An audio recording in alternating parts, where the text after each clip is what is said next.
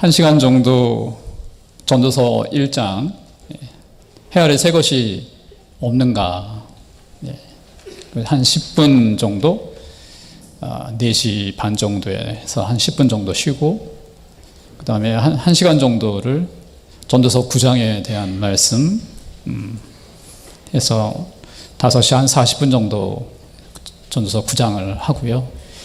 전도서 말씀 쉽지 않은 말씀입니다, 생각보다.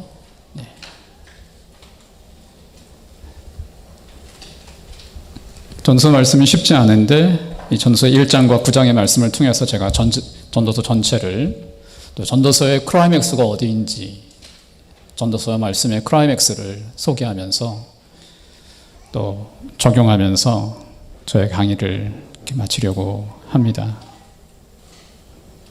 전도서의 말씀은 이렇게 시작합니다. 다윗의 아들 예루살렘 왕 전도자의 말씀이다. 전도서의 말씀을 읽지는 않았는데요. 감사합니다. 아무튼 읽으셨으리라고 생각하고요. 우리 어린 친구들 부담 없이 그냥 앉아 계셨으면 좋겠습니다. 떠들어도 전혀 힘들지 않습니다.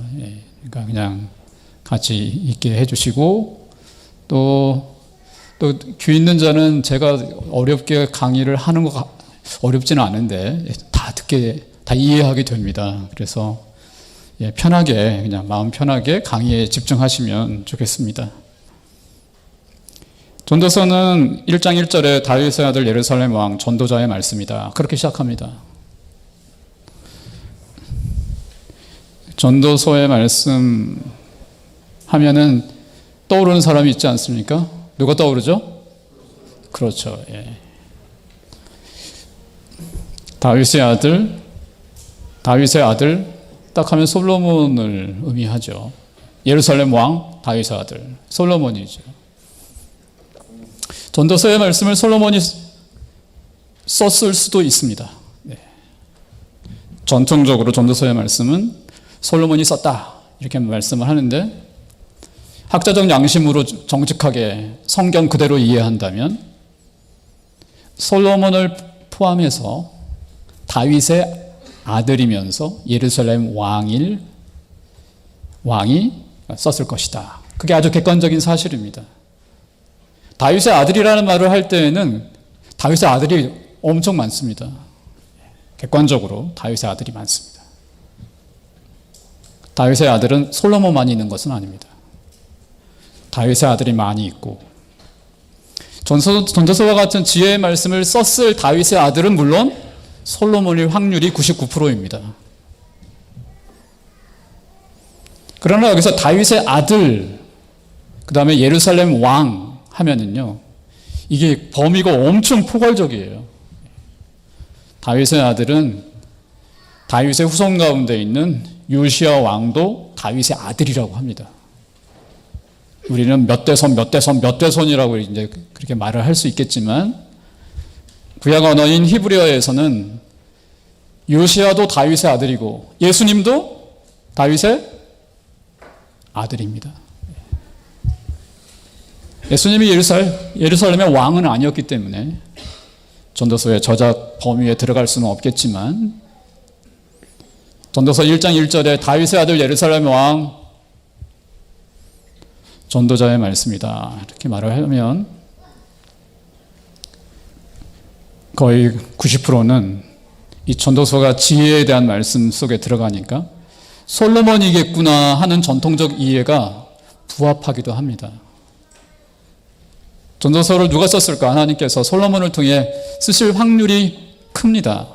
그러나 결정적으로 전도서의 말씀을 썼다고 하는 그 부분에 있어서 정답은 이렇습니다. 솔로몬을 포함한 다윗의 후손들 가운데 예루살렘의 왕이었을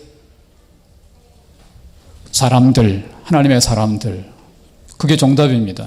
왜냐하면 다윗의 아들 예루살렘 왕 솔로몬의 말씀이다, 이렇게 하지 않고 전도자의 말씀이다, 이렇게 실명이 아니라 어떤 직함명, 전도자라는 어떤 목사, 전도사님, 집사님 어떤 직한 명을 쓰고 있잖아요. 실명이 아닙니다. 근데 조금 이상해요. 지혜서의 말씀 가운데서 이 자리에는 솔로몬을 넣어야 되거든요. 다윗의 아들 예루살렘 왕 솔로몬의 잠언이라. 잠언서. 우리 한국사님 아가서 하신다고 말씀하셨는데 솔로몬의 아가라. 실명이 들어가요. 지혜서의 솔로몬의 저작성에 해당하는 부분들은 의도적으로 다윗의 아들 솔로몬이라는 실명을 집어넣습니다. 그러나 전도서의 말씀은 다윗의 아들 예루살렘 왕 솔로몬이지 no, 전도자의 말씀이다. 이렇게 의도성이 들어가 있다는 게 아주 전도서 이해에 되게 중요한 부분입니다. 솔로몬인 것 같은데 그래 거의 솔로몬일 거야. 그런데 전도자예요. 전도서의 말씀을 하나님께서 주셨을 때 솔로몬을 포함한 좀 더 오픈된, 좀 더 시간적으로나 다윗의 후손적으로 좀 오픈된 그런 생각을 주시는 거죠. 그러면 대체 실명이 아닌 이 전도자는 어떤 사람인가? 전도자가 어떤 사람인가? 이 전도자의 말씀은 전도서가 12장까지 있는데요. 전도자의 말씀은 12장 8절까지 끊어져요. 12장 8절. 전도자가 이르되 헛되고 헛되도다 모든 것이 헛되되다 하면서 전도자가 자체가 말한 내용은 1장 1절에서 12장 8절에 끝나요. 12장 9절에는 전도자에 대한 소개, 그리고 전도자가 했던 말들에 대한 정리, 적용, 결론, 그렇게 되어 있습니다. 성경 말씀을 저희가 읽을 때 단순하지 않습니다. 조직적이고 체계적이고 구조적인 그런 부분을 가지고 있어서 저희가 성경을 읽을 때 좀 넓게 이렇게 통으로 이렇게 보는 게 필요한데요. 어쨌든 전도서는 1장 1절에서 12장 8절까지 다윗의 아들 예루살렘 왕 전도자의 말씀으로 한 뭉텅이가 주어져 있고, 그리고 12장 9절에서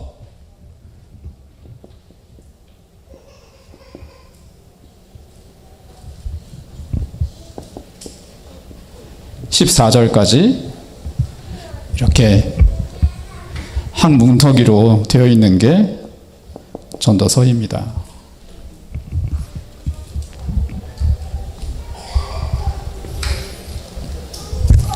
그런데 12장 9절에서 전도자가 누구냐 이렇게 얘기하고 있는데, 전도자가 누구냐? 지혜자다. 그렇게. 전도자는 지혜자이어서 백성을 불러서 지혜를 가르치고 잠언을 많이 쓴. 그런데 11절에 가면 지혜자들이라고 또 복수화되기도 해요. 복수화되.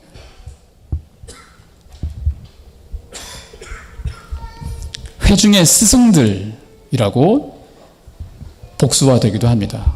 어쨌든 전도서의 전도자는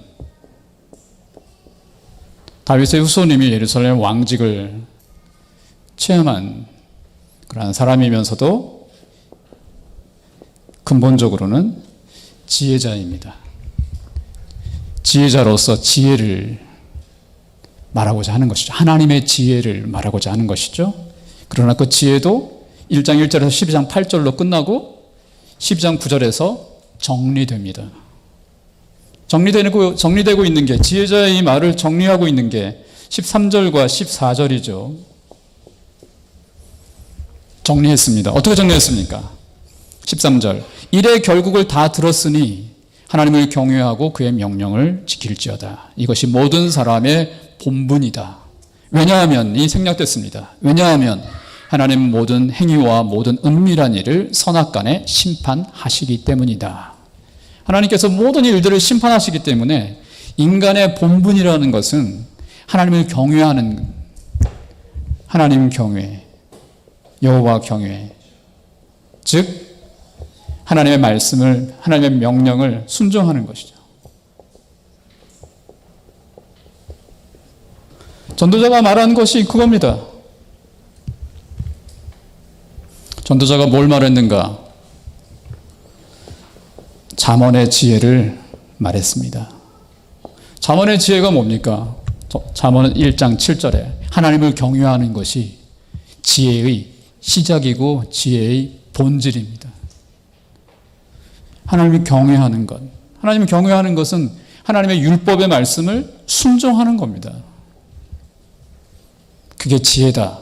그렇게 말했는데 잠언적 지혜죠. 전도자가 말한 1장 1절에서 12장 8절까지 말한 그 지혜의 결론은 12장 13절과 14절에서 하나님을 경외하고 그 말씀을 잘 그의 명령을 지키는 것이다. 그게 참된 지혜다. 인간의 본분이다. 인생의 근본적인 본질이다.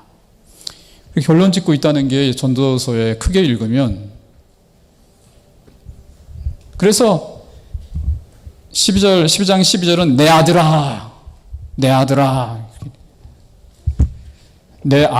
그러면 잠언적 지혜는 어떻게 전개되느냐면요, 내 아들아, 내 딸들아 그렇게 말해요. 잠언적 지혜는 내 아들아, 내 딸들아 그렇게 얘기를 하면서 여인의 메타포를 사용하죠. 두 여인을 사용합니다. 우매라고 하는 여인, 또 지혜라고 하는 여인. 그렇게 해가지고 내 아들아, 내 딸들아, 우매 여인을 따라가지 말고 지혜 여인과 결혼해라. 지혜 여인이라고 하는 것은 잠언에서 하나님 말씀입니다. 결론적으로 잠언 8장에 있는 것처럼 말이죠. 하나님 말씀과 결혼해라. 그런 거죠. 그게 지혜다. 거기에 생명이 있고 부귀가 있고 장수가 있으며 모든 게 있다. 그래서 잠언적 지혜라고 하는 것은 부모님이나 지혜 선생님이 아들들에게, 딸들에게, 자식들에게 또는 제자들에게, 하나님 백성들에게 하나님 말씀에 순종하는 지혜인과 결혼해라. 그게 잠언적 지혜입니다. 그런데 전도서가 잠언적 지혜로 끝나고 있습니다. 거기 분명히 써 있잖아요. 내 아들아, 내 아들들아. 그렇죠? 전도서의 전체 구조가 어떻게 된 겁니까? 1차적으로는 전도자를 통해서, 다윗의 아들 예루살렘 왕 전도자를 통해서 지혜를 얘기하는 겁니다. 근데 그 지혜의 결론이 잠언적입니다. 잠언에 있는 것처럼 지혜 여인과 결혼해라. 그런 얘기죠. 그런 구조와 패턴 속에 전도서가 들어 있습니다. 그러면 전도자 자체의 말은 1장 1절에서 12장 8절로 축약이 됩니다.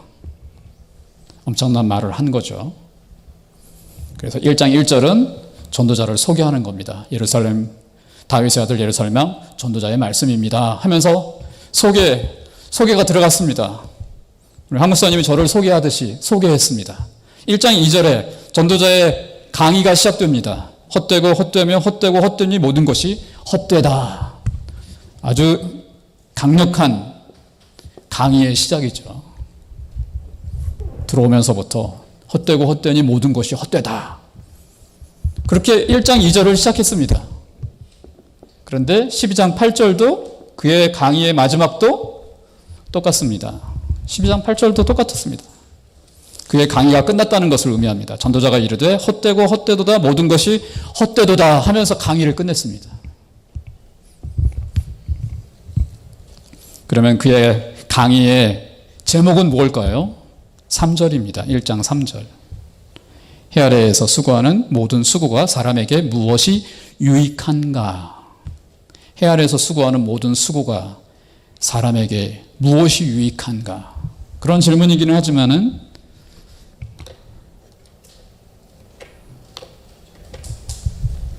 이렇게 해 아래에서 수련회를 하고 있는 그리스도의 보혈 교회 성도들에게 무엇이 유익한가?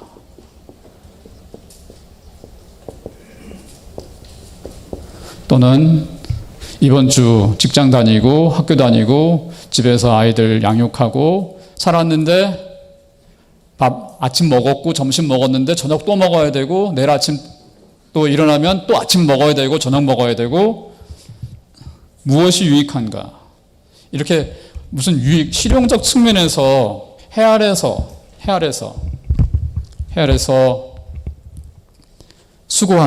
수고라는 말이 살아가는 모든 삶이 사람에게 무엇이 유익한가? 무슨 의미가 정말 살아갈 의미가 있는가? 뭐 이렇게 바꾸셔도 중요한 질문인데 결국 전도자가 강의한 중요한 지혜적 주제는 무엇인가 하면 그것은 인생의 의미입니다. 삶의 의미.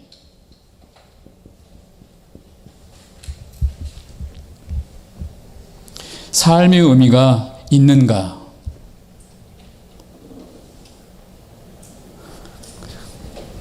그것에 대한 강의이고 결론은 삶의 의미가 있는데 그것은 하나님의 말씀을 순종함으로써 삶의 의미가 있게 된다. 그러한 적용을 결론 부분에 가서 하고 있는 것이죠. 자, 전도서 안에 있는 것을 시청각적으로 제가 재구성해 볼게요. 구조가 중요합니다. 전도서의 구조.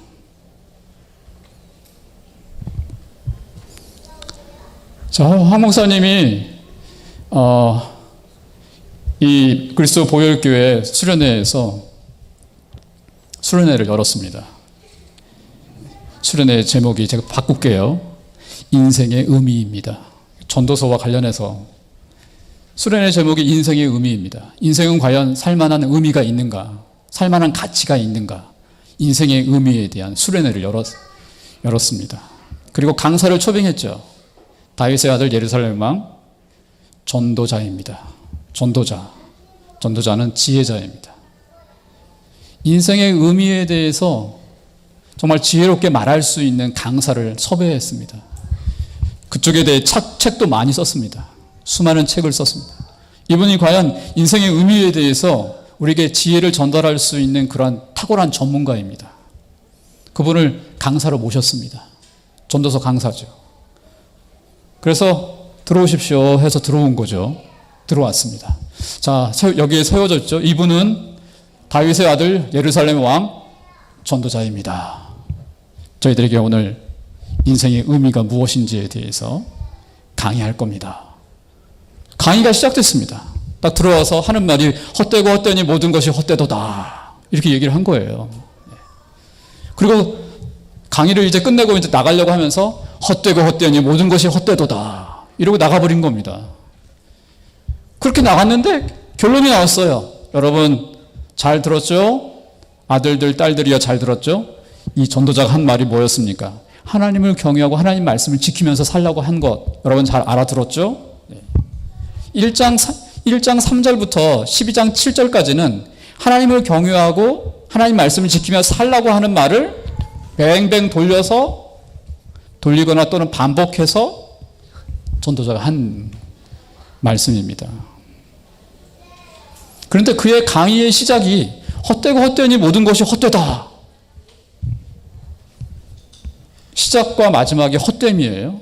인생에 대한 회의론인가? 회의론자인가? 헛됨.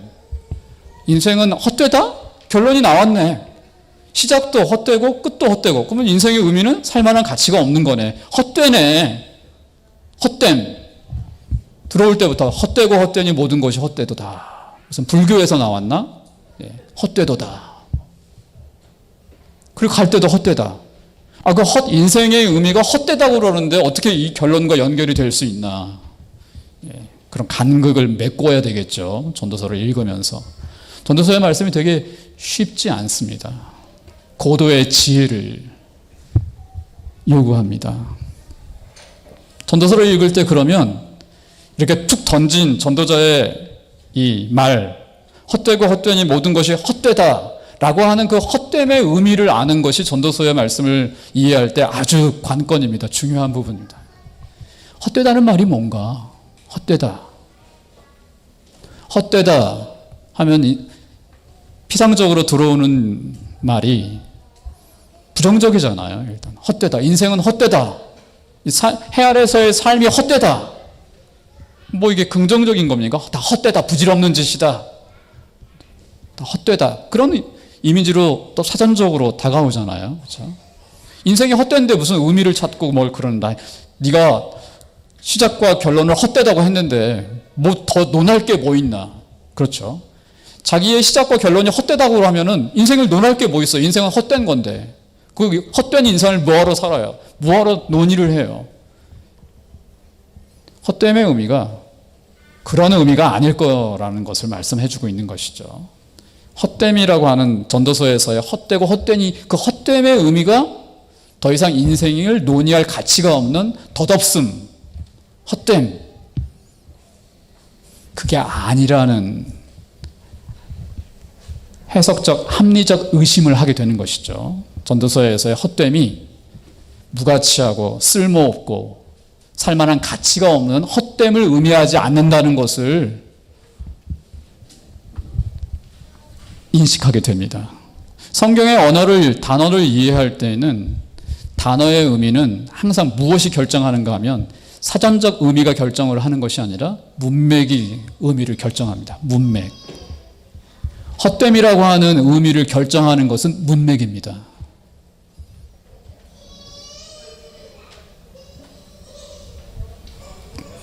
문맥 속에서 헛됨이라는 단어는 어떻게 사용되고 있는가? 이 전도서의 문맥에서 정답을 먼저 말씀드릴게요. 전도서에서의 헛됨은 알 수 없음입니다. 약간 중립적이죠.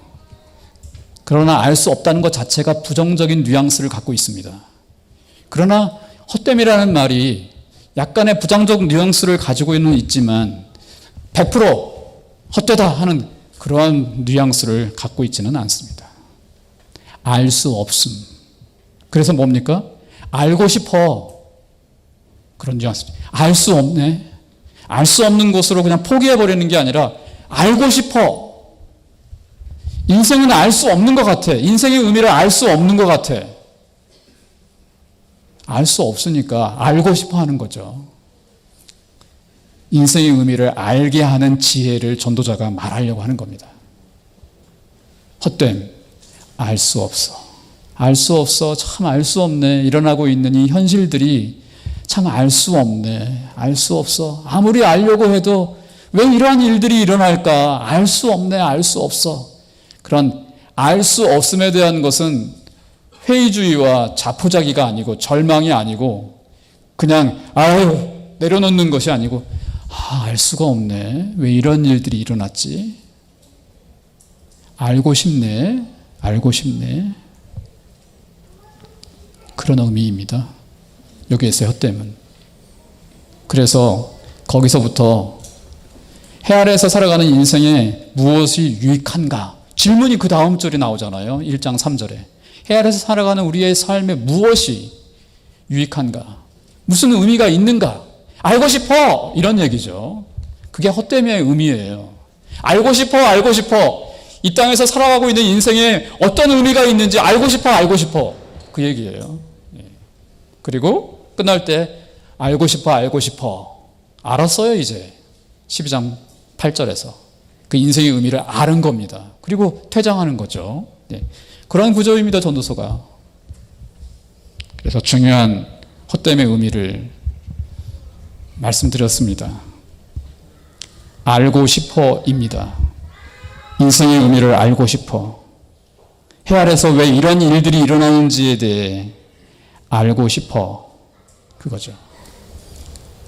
자, 전도서 1장 17절 말씀을 보시면 1장 17절 내가 다시 지혜를 알고자 하여 이 지혜에 해당하는 동의어 미친 것들과 미련한 것들을 알고자 하여 마음을 썼으나 이것도 바람을 잡으려는 것인 줄을 깨달았도다. 헛됨에 대한 의미를 아주 잘 설명해 주고 있는 1장 17절의 의미입니다. 인생의 의미에 대한 의미, 인생의 의미라고 하는 것, 그 인생의 의미를 찾는 것은 지혜인데 그 지혜를 알고자 하여, 근데 그것을 찾는다는 것은 마치 미친 짓과 같아요. 철학하는 사람들이 말하는 것처럼 마치 미친 짓과 같고 미련해 보이는 것과 또 같은 것을 나는 알고 싶어. 그래서 마음을 썼는데 이것도 바람을 잡으려는 것인 줄을 깨달았도다. 바람을 잡는 것, 헛됨과 바람에 잡는 것, 그 동의어적인 연결이 14절에도 나옵니다. 내가 헤아려서 행하는 모든 일을 보았노라. 보라, 모두 다 헛되어 바람을 잡으려는 것이로다. 헛되다는 말과 바람을 잡는다는 것, 그게 동의어적인 겁니다. 문맥에서 헛되어 바람을 잡으려는 것이다. 자, 여러분, 바람 잡아보셨어요? 바람이 있습니까? 없습니까? 바람이 있죠. 바람을 잡을 수 있습니다, 여러분. 바람을 한번 손으로 콱 움켜 잡을 수 있죠. 그럼 바람이 어떻게 됩니까? 잡았다고 생각하는 순간 바람이 나가버리죠. 잡았는데 나갑니다. 이게 헛됨의 의미입니다.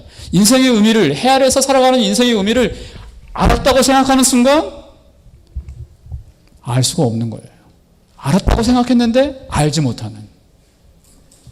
헛되네. 알고 싶은데, 알았다고 생각했는데, 잡았다고 생각했는데 알지 못하는. 바람을 잡으려는 것과 같다. 뭔가를 잡을 수 있었을 것 같은데 여전히 잡지 못한 그런 좀 허전함이죠. 잡고 싶은 겁니다. 인생의 의미를 잡고 싶은 거예요. 전도서의 의미를 이해하는 데 있어서 중요한 단어가 헛됨입니다. 히브리어로 헛됨이라는 단어를 헤벨이라고 합니다. 헤벨. 헤벨이라는 단어가 명사인데, 이 명사, 헤벨이라는 단어가 명사가 사람 이름에 쓰인 게 창세기 4장에 나오는 가인과 아벨 있잖아요. 아벨. 히브리어로 가인과 하벨 또는 가인 헤벨입니다. 헤벨. 가인과 헤벨. 헤벨의 삶이 어떻습니까? 헤벨의 삶이. 헤벨의 삶. 가인의 동생 헤벨의 삶. 그는 목축업자였고 양을 잡아서 하나님께 예배를 정성껏 드리며 하나님 보시기에 선한 삶을 살았습니다. 그의 예배를 하나님이 기쁘게 받으셨습니다. 그게 헤벨입니다. 그런데 어느 날 갑자기 자신의 예배를 하나님이 받지 않는다는 것을 보고 질투하고 동생에 대하여 분노한 이 가인이 들에서 헤벨을 죽입니다. 죽은 헤벨의 피가 땅에서 부르짖습니다. 그 억울함을 말이죠. 그게 헤벨입니다. 헤벨은 믿음의 삶을 살았습니다. 그러나 단명해야 했습니다.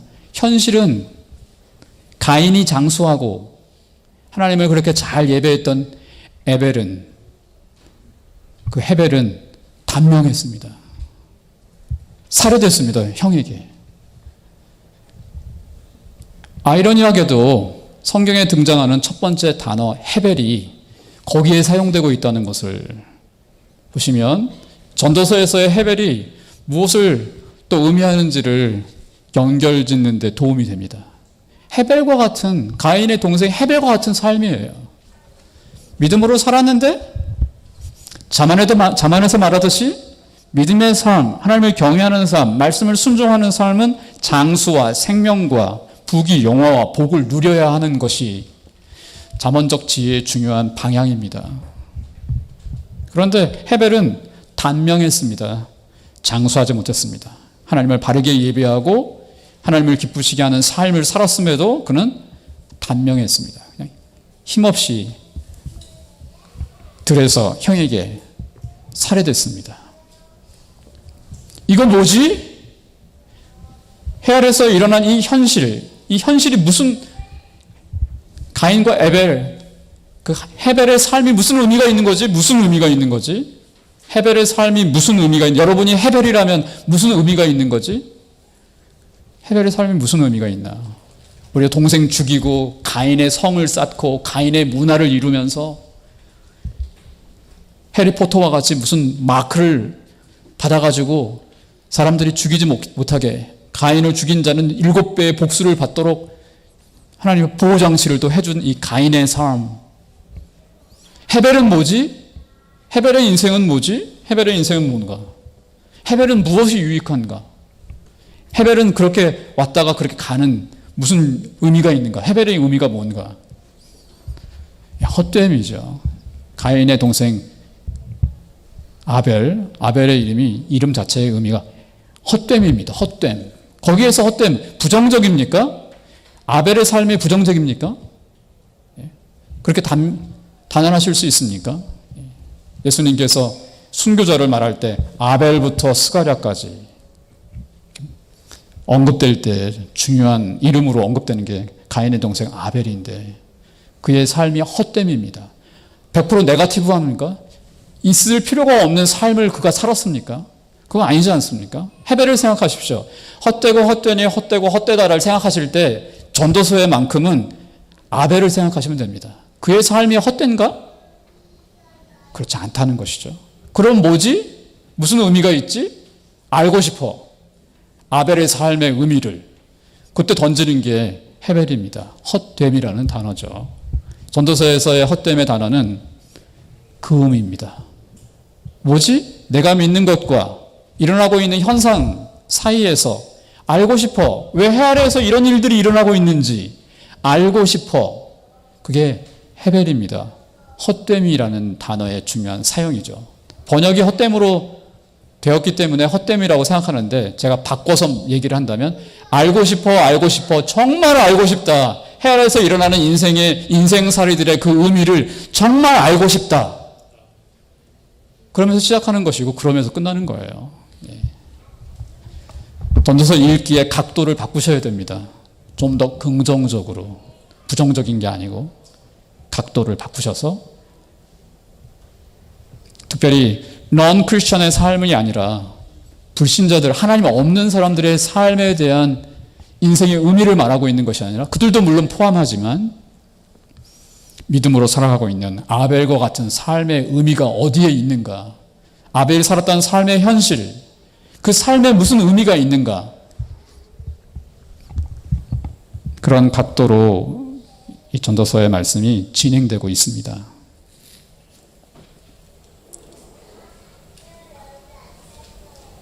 그런데 알고 싶은데 1장에 넬이 말하고 있는 것은 알 수가 없어요. 알고 싶어 하는데 알 수가 없어. 1장이 그렇게 시작합니다. 인생의 의미를 알고 싶은데 알 수가 없어. 그러면서 1장 4절부터 시작되는 11절까지의 말씀은 서론적인 시입니다. 인생이 어떻게 보이는지를 소개하고 있는 그냥 강의의 서론적인 시를 읊고 있는 거죠. 이 전도자가 강의를 이제 1절과 3절에서 잠깐 문제제기와 자신의 강의의 제목을 이야기한 후에 시를 읊고 있습니다. 그게 1장 4절에서 11절의 시입니다. 시. 그 시의 중요한 부분이 뭡니까? 한 세대는 가고 한 세대는 오고 땅은 또 영원히 있는 것 같고 해는 뜨고 해는 지고 떴던 곳으로 다시 돌아오고 바람은 날다가 남으로 불다가 북으로 들어가며 이리저리 돌다가 결국 그 자리로 돌아오고 모든 강물은 다 바다로 흐르고 바다를 채우지 못하고 강물은 어느 쪽으로 흐르고 8절이 중요한 부분이에요. 모든 만물이 피곤하다는 것을. 만물이 피곤해. 말로 다 말할 수 없나니 사람이 말로 다 말할 수 없나니 눈은 보아도 족함이 없고 귀는 들어도 가득 차지 아니하도다. 스마트폰 아무리 들여다봐도 그 다음날 계속 보고 우리 젊은 친구들 스마트폰 너무 좋아하잖아요. 밤늦게까지. 그것으로 또 막 타타타타타타 새벽 3시까지. 아무리 해도 만족함이 없어. 그 다음날 나면 또 타타타타타. 그거 하다가 또 주일날에 예배까지 또 야 아빠 교회 가야지. 새벽 3시까지 그거 하느라고 어떻게 교회를 가요? 일어나서. 너무 안타깝죠. 목사로서. 엄마 아빠들이 이해돼요. 새벽 3시까지. 얼마나 대학 입시 준비하면서 스트레스 받겠어. 이 아들 학교 가서 막 얼마나 스트레스 받겠어. 그 스트레스를 뭘로 풀어? 막 컴퓨터를. 야, 들어왔냐? 그래서 거기서 막 이해됩니다. 이해돼요. 아무리 게임해도 만족이 없어요. 근데 다음날 또 해. 9절 이미 있던 것이 후에도 있겠고 이미 한 일인 후에 다시 할지라 해 아래는 새 것이 없나니 무엇을 가리켜 이르기를 보라 이것이 새 것이라 할 것이 있으랴. 우리가 오래전 세대를에도 이미 있었고 이전 세대들도 기억함이 없고 장래에도 없고 해 아래 새 것이 없다. 돌고 돌고 반복. 인생은 뭔가 서론적인 던짐이죠. 인생이 뭐냐? 인생은 반복에 불과한 거 아니야? 반복과 순환. 끝없이 반복. 낳고 죽고 낳고 죽고.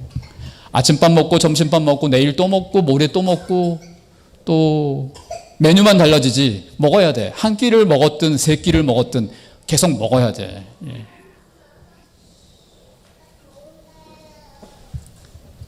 유학할 때 혼자 자기를 챙겨 드셔야 되는 한 전도사님이 계셨는데 그분이 늘 저에게 하는 고백이 있었습니다. 강목사님, 왜 계속 먹어야 돼요? 아침 먹으면 또 저녁 먹어야 돼요. 그러니까 혼자 자기가 챙겨가면서 연구를 해야 되는 거라. 저는 아내가 있으니까 아내가 연구하다 보면 샌드위치라도 쎄놓고 그거 먹고 저녁 때 일하다 들어오면 또 챙겨주니까 먹고 뭐 챙기는 게 별로 부담이 안 되는데 이분은 자기가 아침밥도 챙겨야지 콘프레이크 먹고 점심 또 먹어야지 또 연구도 해야지 저녁도 챙겨야 돼 이러니까 이분이 내가 짐승 같아. 계속 먹고 또 먹어야 돼. 또 왜 먹어야 돼? 먹을 수밖에 없는지 이해가 되죠. 저도 이따금씩 그런 생각이 들어요. 이게 짐승 아니야? 아침 금방 먹고 또 점심 또 먹어야 되고 저 같은 경우는 하루 3끼는 꼭 먹어야 되거든요. 꼬박꼬박. 삼식이입니다. 일종 삼식이. 60 넘어가면 아내들이 그렇게 싫어한다는 삼식이가 현재까지는 건재하고 있는데요. 이렇게 먹어야 된다는 것을 스스로 이렇게 생각하면 정말 그분 말씀이 자꾸 떠올라요. 유학할 때 짐승 아닌가. 그렇죠. 인생의 의미, 해 아래서 우리가 살아가는 거, 반복과 순환, 그 이상 무엇인가?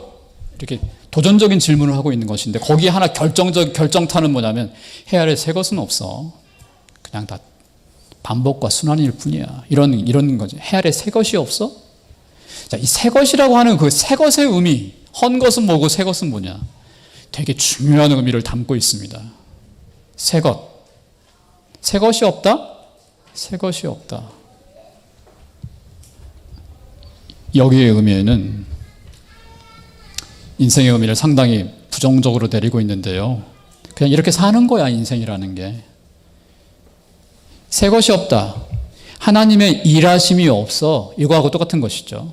여러분, 요한계시록 21장 1절 기억나세요? 새하늘과 새 땅에는 바다가 없습니다.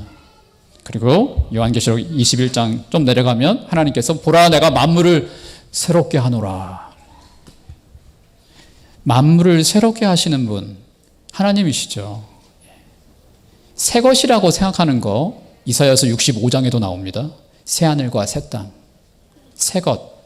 하나님과의 관계성이 있는 단어예요. 새 것이라는 것은 하나님과 관계성이 있는 단어입니다. 만물을 새롭게 하는 것은 하나님이 하시는 일이니 해 아래 새 것이 있다. 그거 하나님이 하시는 일이죠. 새 것이라고 하는 것은 하나님이 하시는 일입니다. 근데 전도자가 해 아래 새 것이 없다. 그냥 돌아가는 반복과 순환이다. 자연신론 주장하는 사람처럼 하나님은 그냥 하늘에서 팔짱 끼고 계시는 거고 세상은 알아서 돌아간다. 그냥 알아서 돌아가는 거예요. 하나님은 상관하지 않는 거예요. 그냥 알아서 반복과 순환, 그게 인생이야. 하나님은 상관하지 않아. 세상은 그냥 헌 거야. 그냥 반복되는 거야. 새 것이 없다라는 것은 도전적인 질문입니다. 하나님 일하시지 않는다는 거예요. 하나님 일하지 않으셔. 세상은 그냥 자동적으로 반복과 순환을 불과하는. 그래서 그래, 베드로후서 3장에 보면 그렇잖아요. 야, 세상은 창조됐을 때부터 지금까지 똑같아. 무슨 뭐 재림이 있어. 뭐 달라져. 세상은 똑같아. 베드로후서 3장에 나와 있는 거죠. 그 단어와 비슷한 겁니다. 하나님의 역사가 없어. 그냥 알아서 돌아가는 거야. 반복에 불과한 그게 인생이야. 그리고 말이지 하나 더 얘기한다면 인생은 8절에 있는 것처럼 모든 만물, 인생은 피곤하다. 피곤해 그냥. 그러니까 다람쥐 쳇바퀴 돌듯이 계속 도는 거야. 왜 돌아야 하는지도 모르고 계속 돌아. 아유 피곤해. 인생 뭐예요? 피곤. 좀 충격받지 않으세요 여러분? 전도자가 인생의 의미를 설명하면서 시를 읽고 있는데 그 첫 번째 시가 인생은 피곤, 하나님의 일하시지 않음, 반복과 순환. 시험들, 전통적으로 전도서를 읽으면 시험들 만한 언급이에요. 제가 지금 설명하고 있는 내용이 시험들, 이런 내용이 성경에 어떻게 있어? 이거 불경에나 있어야 되는 내용 아니야? 윤회와 반복과. 오늘 사람으로 태어났는데 다음에 어떻게 뭘로 태어날지 몰라. 뱀으로, 최악의 경우 뱀으로 태어날 수도 있어. 잘못 살면.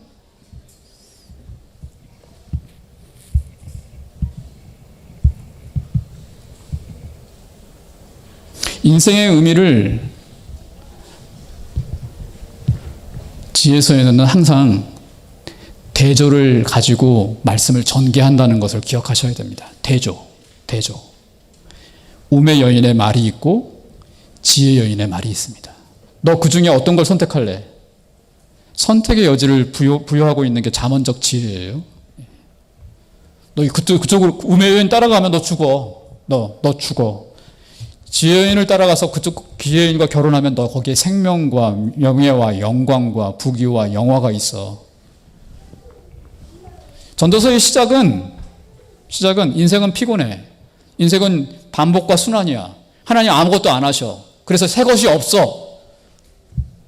이렇게 얘기하는 것은 그 근원이 방법론, 인생의 의미를 파악하는 그 반복론, 인풋이 뭐냐는 거예요. 인풋이. 그런 결론을 나오는 인풋. 왜 인생은 피곤한 것으로 관찰되는가? 왜 인생은 헤아리는 새 것이 없는 헌 것으로 관찰되는가? 헌 것. 거기에 집어넣은 게 뭔가? 무엇을 집어넣길래 이런 결론이 나왔는가? 집어넣은 게 뭐냐면요. 보는 거예요. 보고 듣는 것. 경험이죠. 경험이라는 거.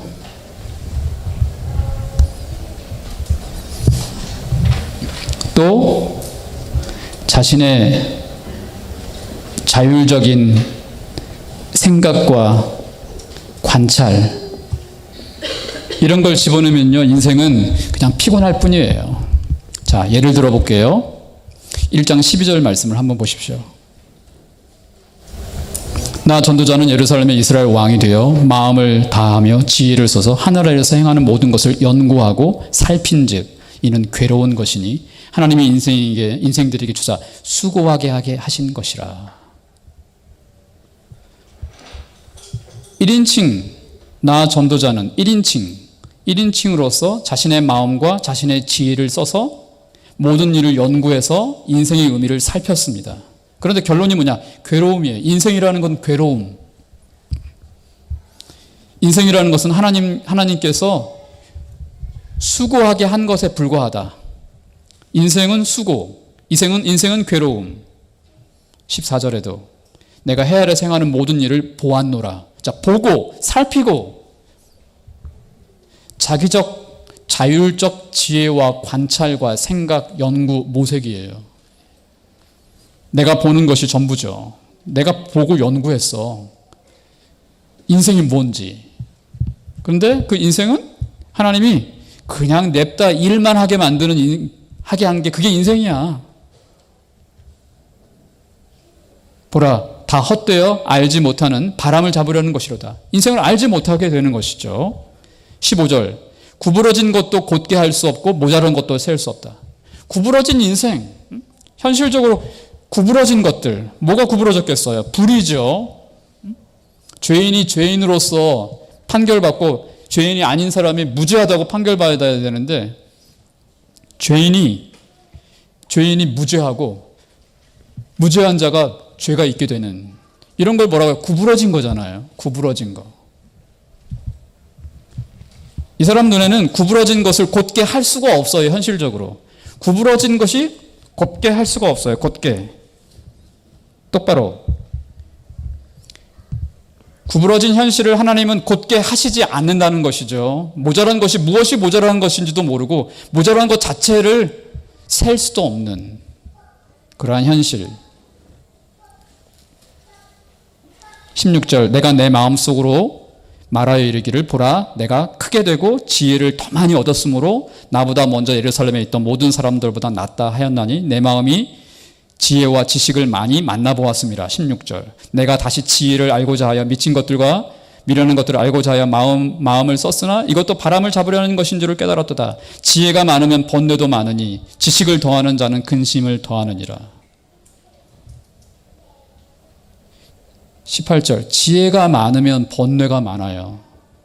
지혜의 동의어인 지식을 더하면 근심이 더해져요. 인생에 대한 지혜를 알고자 하면 더 번뇌가 많아져. 인생에 대한 것들을 연구를 더 많이 하면 근심만 더 많아져. 1장을 잘 읽으셔야 됩니다. 왜 그렇게 되는지.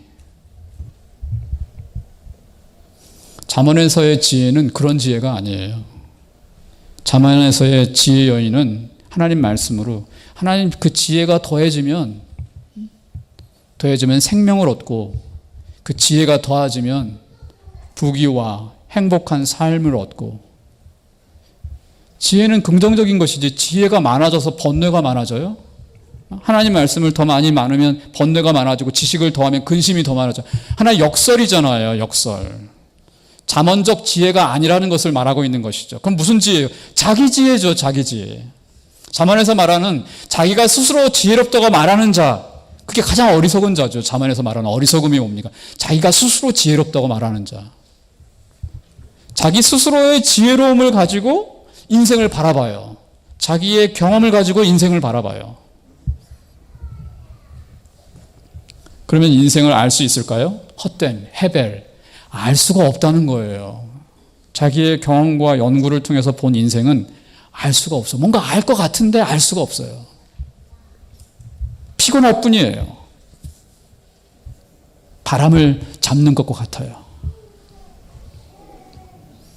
인생의 의미를 알겠다고 수많은 철학책을 써보십시오. 그 철학자들이 인생은 뭐라고 딱 결론을 짓던가요? 전도서 12장의 마지막 부분에 보면 좋아하실 분들도 있을지 모르겠지만 12장 12절 내 아들아 또 이것들로부터 경계를 받으라. 많은 책들을 짓는 것은 끝이 없고 많이 공부하는 것은 몸을 피곤하게 하느니라. 많이 공부한다. 많은 책을 읽는다 할 때 이게 바로 자기적 지혜를 축적해 나가는 것의 헛됨을 이야기하고 있는 겁니다. 많이 책을 쓰고 많이 공부한다고 해서 인생의 의미를 알 수 없다는 것을 역설적으로 말하고 있는 것이죠. 역설적 지혜입니다. 한번 꼬아서 전도서 1장은 역설적 지혜를 말하고 있습니다. 인생의 진정한 의미, 그것은 내가 내 지혜로, 내 관찰로, 연구해서 얻어질 수 있는 게 아니다. 진짜 알 수 없게 된다.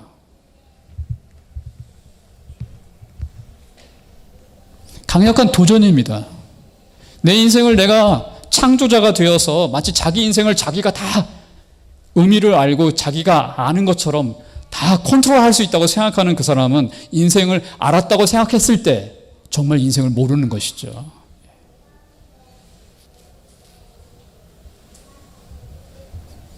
강력한 도전을 주는 겁니다. 1장부터.